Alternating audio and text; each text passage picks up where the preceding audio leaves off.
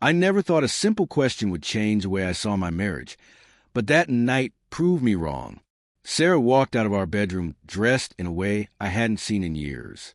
Her hair was perfectly styled, her makeup flawless, and the black dress she wore clung to her in a way that made my heart skip a beat. For a moment, I just stared at her, almost forgetting to breathe. She looked stunning, too stunning for what she had told me earlier. Just a girl's night. I couldn't help but ask, "Why are you so dressed up? You look like you're going to some fancy dinner." My tone wasn't harsh. It was filled with genuine curiosity and maybe a hint of pride. I wanted her to know she looked incredible, but I also wanted to understand why she had gone to such effort. Her response, though, didn't land the way she probably thought it would. She laughed lightly, brushing off my question, and then said, "Well, maybe I'll find someone better out there." At first, I thought she was joking. I even forced a small laugh, trying to convince myself she didn't mean it. But then I caught the way her eyes flickered, how her smile lingered just a little too long, and suddenly the joke didn't feel like a joke at all. It felt like a crack splitting open in the middle of my chest. I tried to shake off, but my mind wouldn't stop racing. Why would she say that to me, her husband, after everything we had built together? Why did she think it was funny to even suggest she could replace me? That one line dug into me deeper than she could have imagined. The night continued as if nothing had happened. She grabbed her purse, kissed me quickly on the cheek, and left with the sound of her heels clicking against the floor. I stood there in the silence of our living room, replaying her words over and over. Each time I did, they cut sharper, like broken glass being pressed against a wound that wouldn't close. I told myself not to overthink, but the truth is, something inside me already knew. Her joke wasn't just a joke. It was a glimpse into what she had been feeling, maybe even what she had been hiding. And I couldn't escape the thought that my marriage was standing on ground far shakier than I had ever realized. The hours that followed dragged like an endless storm. I sat on the couch staring at the blank television screen, my mind replaying her words in a loop that refused to stop. Maybe I'll find someone better out there. That sentence echoed with a cruelty I couldn't ignore, no matter how much I tried to label it as a careless joke. We'd been married for 8 years. 8 years of shared dreams, quiet mornings, and late-night conversations that once felt unbreakable. I thought we had built a foundation strong enough to weather anything. But now, I couldn't shake the feeling that Sarah was pulling away, drifting into a space where I no longer belonged. When she finally came home later that night, I pretended to be asleep. I heard the door open, the soft shuffle of her heels being kicked off, and the rustle of her dress as she hung it up. She moved quietly, almost too quietly, like someone sneaking back into a place they weren't sure they belonged. My heart pounded in my chest, but I kept my eyes shut.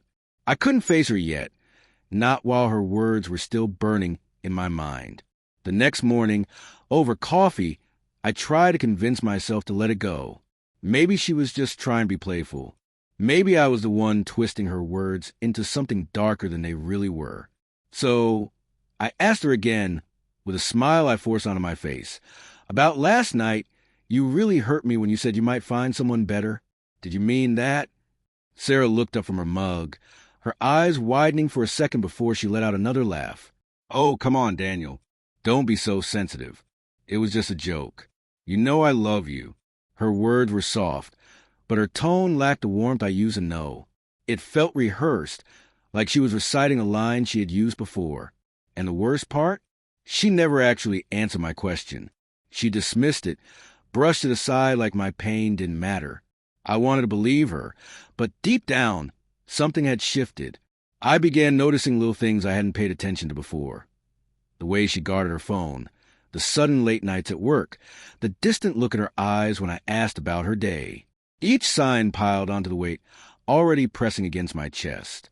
Her joke had opened a door I could no longer close, and behind it was a truth I was terrified to face. Days turned into weeks, and the distance between us grew wider, like a canyon splitting open beneath our feet. I tried to bridge it with small gestures, flowers on the table, cooking her favorite meal, sending her text in the middle of the day, just to remind her I was thinking of her.